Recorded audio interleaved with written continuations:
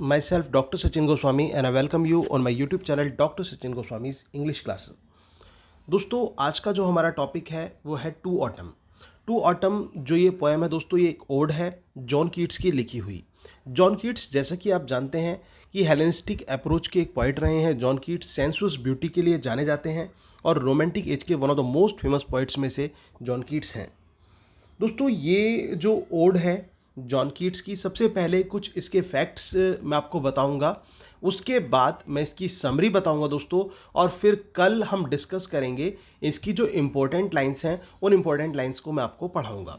तो लेकिन सबसे पहले फैक्ट्स को जानना बहुत ज़रूरी है दोस्तों। ये जो टू ऑटम है, ये आपको ये तो क्लियर हो गया होगा कि ये कैसी पोएम है। ये एक ओड है। क्या है ये दोस्तों? ये एक ओड है। और ओड क्या होता है? ओड एक म्यूजिकल कंपोजिशन होती है जो लिरिक्स से लंबी होती है। A musical composition that is longer than lyric is called ode. एक ऐसी म्यूजिकल कंपोजिशन जो लिरिक्स से लंबी होती है उसको ओड कहा जाता है, उसको हम ओड बोलते हैं। तो ये एक ओड है दोस्तों। और ये ओड कब लिखी गई दोस्तों? इट वॉज कंपोज्ड इन 1819।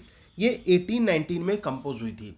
अब अगर जो हम कुछ फैक्ट्स में जाए दोस्तों, और डीप में जाए, इसके और डीप में जाए, तो हमें पता चलता है कि ये 19 सितंबर में लिखी गई थी। अब आप सोच रहे होंगे सर एग्जैक्ट डेट मेंशन है, कैसे पता है? तो मैं आपको बता देता हूँ दोस्तों, ये हमें कैसे पता चलता है कि ये 19 सितंबर 1819 में जो ये ओड है, ये पॉसिबली ये मानी जाती है कि it was composed on the same day. Year तो फिक्स है कि 1819 में कंपोज हुई थी, बट जो डे है वो दोस्तों वो 19 कंसीडर की जाती है। क्यों? क्योंकि इनके एक एक्वेंटेड थे जिनका नाम था रेनॉल्ड्स। इन्होंने अपने एक्वेंटेड रेनॉल्ड्स को एक लेटर लिखा था दोस्तों, और लेटर जो लिखा था वो लिखा था 21 सितंबर 1819 में। किसको लेटर लिखा था दोस्तों? रेनॉल्ड्स को लेटर लिखा था। और कब लिखा था? 21 सितंबर 1819 में लिखा था। और जॉन कीट्स ने उस लेटर में क्या लिखा था दोस्तों? जॉन कीट्स उस लेटर में कहते हैं कि how beautiful the season is now, कि कितना सुंदर ये सीजन है अब। हाउ फाइन द एयर, कि हवा भी कितनी जो फाइन है। And the temperament sharpness about it really without joking, chaste weather Dian skies, I never like stubble fields so much as now, aye better than chilly greens of the spring. दोस्तों वो ये कहते हैं कि ये जो मौसम है ये बहुत सुहावना है, और ये जो मौसम है ये इस प्रकार का है, जो फील्ड्स है ना वो इतने अच्छे लगते हैं, और जो वो इतने बेटर लगते हैं, जैसे कि चिली ग्रीन होती है ना, उससे जो स्प्रिंग में चिली ग्रीन होती है उससे अच्छे जो एटमॉस्फेयर है वो इस समय वो दर्शाते हैं। कि वो कहते हैं कि स्प्रिंग की ठंड से अच्छा तो जो ऑटम का जो सीज़न है ना वो बहुत अच्छा है। चारों तरफ प्लेन दिखाई पड़ता है। और इसके साथ साथ जो संडे की वॉक है, संडे की वॉक में बहुत आनंद आया जब मैंने एक कविता को रचा। और तो वो यहाँ पर ये बताते हैं, एंड द डे वॉज 19 सितंबर। और दिन कौन सा था दोस्तों? 19 सितंबर का वो दिन था। तो वो ये कहते हैं कि संडे की वॉक में मैंने कंपोज्ड की एक रचना, और 19 सितंबर का वो दिन था। तो 19 सितंबर में 1819 में इस पोएम को कंपोज किया गया था। किसने कंपोज किया दोस्तों? जॉन कीट्स ने इसे कंपोज किया था। अब मैं आपको दोस्तों इसके कुछ और फैक्ट्स में बताता चलता हूँ कि जब इस पोएम को लिखा गया था तो कीट्स जो थे बहुत परेशानी से गुजर रहे थे। जॉन कीट्स जो थे वो बहुत ज़्यादा परेशानियों से गुजर रहे थे। उनको परेशानियों ने ये कह लीजिए कि एक तरह से चारों तरफ से घेरा हुआ था। टॉम जो थे उनके भाई, वो उनकी मृत्यु हो चुकी थी। जॉर्ज को अमेरिका जाना था और उसके लिए पैसे का इंतज़ाम करना था, और वो बहुत सब कुछ डिफ़िकल्ट हो रहा था उनके लिए। और इसके साथ साथ जो उनका प्रेम था फैनी ब्राउनी के लिए, उसमें भी एगोनीज दिखाई पड़ रही थी। तो मतलब सब कुछ तितर बितर सा, सब कुछ ऐसा हो रहा था। और जब ये पैसे का इंतज़ाम करने में फेल हो गए, अपने भाई के लिए पैसे का इंतज़ाम नहीं कर पाए, तो दोस्तों ये विनचेस्टर नामक एक जगह पर चले गए थे। कहाँ चले गए थे? विनचेस्टर नामक जगह पर चले गए थे। और वहाँ पर इन्होंने दांते और चैटरटन को स्टडी किया था। वहाँ पर उन्होंने दांते और चैटरटन को पढ़ा था। और इसके साथ साथ फिर ये लिटरेरी जो एक डिलाइट होती है दोस्तों, अपने पेन में भी प्लेजर को ढूंढ लेना, उसमें ये खो गए और उस लिटरेरी डिलाइट में अपने आप को इन्होंने डुबो दिया।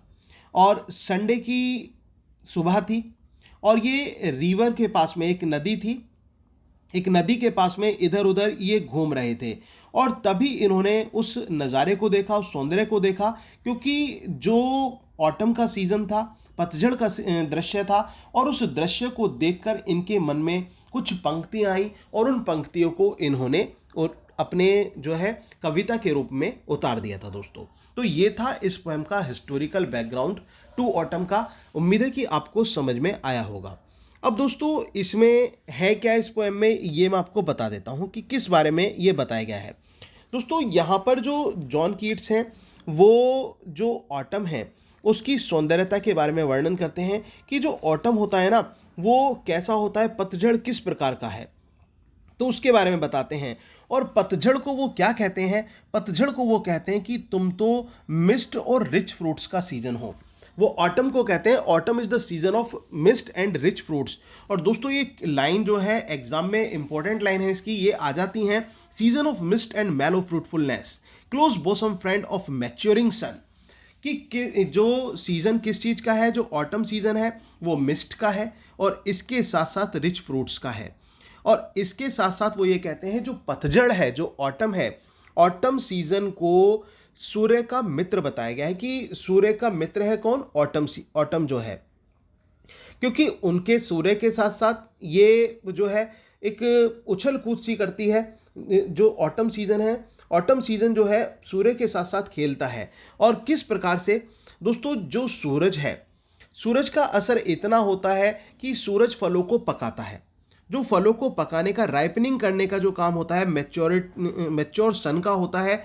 और वो क्या करता है, जो अंगूर की बेलें होती हैं उनको भी वो एक तरह से राइप करने का काम करता है सूरज। तो सूरज, सन और जो ऑटम है ये दोनों आपस में मिल जाते हैं।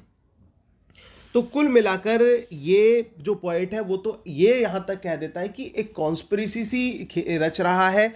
जो ऑटम सीजन है किसके साथ मिलकर, जो सूरज है उसके साथ मिलकर। क्यों? क्योंकि वो क्या करते हैं, दोनों मिलकर जो अंगूर की जो बेलें होती हैं उनको पूरा अंगूरों से भर देते हैं। इसके साथ साथ जो आपने देखा होगा कि जो लौकी वगैरह का जो बेलें होती हैं वो भी पूरी जम जाती हैं, मतलब पूरी पूरी भर जाती हैं। और उन जो कॉटेजेस हैं, जो झोपड़ियां हैं, उनके ऊपर वो लटकी हुई प्रतीत होती हैं। और इसके अलावा वो ये कहते हैं कि जो मधुमक्खियां हैं,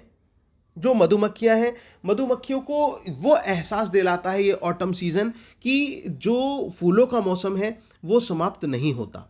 जो ऑटम सीज़न है, ठीक है ना, वो ये एहसास दिलाता है कि फूलों का सीज़न समाप्त नहीं होता। क्योंकि जो समर टाइम था, समर सीज़न था, समर सीज़न में ही मधुमक्खियों ने अपने छत्ते में बहुत शहद पर्याप्त मात्रा में भर लिया था। तो इस वजह से ऑटम सीज़न में उनको ये रियलाइज़ नहीं होता है कि फूलों का जो सीज़न है वो कभी ख़त्म नहीं होता। इसके साथ साथ जो फिर ये कहता है कि जो ये है इसको हर जगह देखा जा सकता है। ऑटम सीज़न को कहाँ देखा जा सकता है, उनको देखा जा सकता है खेत खलिहानों में, जो ओपन फील्ड्स हैं वहाँ पर ऑटम सीज़न दिखाई पड़ता है। और इसके साथ साथ जो ऑटम सीज़न है, जब ऑटम सीज़न आती है तो उस समय क्या होता है, जो फूलों की जो खुशबू है, जो पत्तियां हैं, वो जब चारों तरफ उड़ती हैं ना, तो एक मिट्टी में एक अजीब सी खुशबू लेकर जो ये हवा चलती है दोस्तों ऑटम सीज़न में, तो उसमें चारों तरफ एक सुगंध सी बढ़ जाती है। वो ये कहता है कि ऑटम भी अपने आप में सुगंधित होता है। ऑटम ऐसा नहीं होता कि ऑटम जो है कि केवल ऑटम में केवल पतझड़ या फिर ड्राइनेस होती है, वो अपने साथ एक प्रकार की खुशबू को लेकर भी जाता है, क्योंकि उसके साथ पत्तियां होती हैं, उसके साथ फूल होते हैं। दोस्तों जैसे कि आपने ode to the west wind को पढ़ा होगा, उसमें भी क्या होता है कि जो स्कैटर्ड होती हैं, वेदर्ड स्कैटर्ड लीव्स जो होती हैं, स्कैटर्ड लीव्स जो होती हैं, उनको हवा उड़ाकर अपने साथ ले जाती है। इसी प्रकार से यहाँ पर दिखाया गया है कि पतझड़ में उन फूलों से, पत्तियों से एक अजीब सी महक आती है। और अब वो ये कहता है दोस्तों कि अब इस समय जो वो बसंत के जो गीत हैं दोस्तों, बसंत के जो गीत हैं अब वो जा चुके हैं और उनको भूल जाना ही बेहतर होगा, क्योंकि बात बसंत की नहीं चल रही है, बात चल रही है ऑटम की। तो वो ये कहता है कि पतझड़ के गीतों को याद करो, बसंत के गीतों को तो हर कोई याद करता है, बसंत के गीतों को अब भूल जाओ और आ जाओ पतझड़ की तरफ। उनकी बात अब ना करें तो ज़्यादा अच्छा होगा, क्योंकि पतझड़ का तो अपना अलग संगीत है। वो ये कहता है पतझड़ का अपना अलग एक म्यूजिक होता है जो कि बसंत से बिल्कुल अलग होता है। और इसके बाद वो ये कहता है कि जब ये पतझड़ आती है तो बहुत सारे जो एलिमेंट्स हैं, बहुत सारे जो क्रिएचर्स हैं, वो अपना अपना कार्य अलग अलग रूप से करने लगते हैं।